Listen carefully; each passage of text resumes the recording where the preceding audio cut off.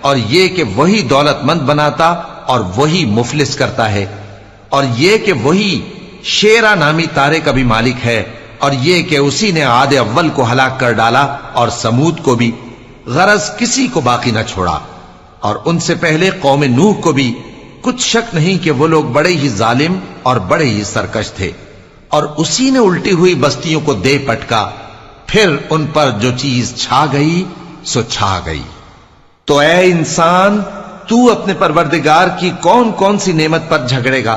یہ پیغمبر بھی پہلے کے خبردار کرنے والوں میں سے ایک خبردار کرنے والے ہیں۔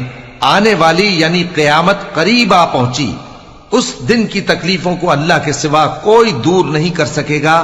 اے کافرو، کیا تم اس کلام پر تعجب کرتے ہو اور ہنستے ہو اور روتے نہیں؟ اور تم غفلت میں پڑے ہو تو اللہ کے آگے سجدہ کرو اور اسی کی عبادت کرو۔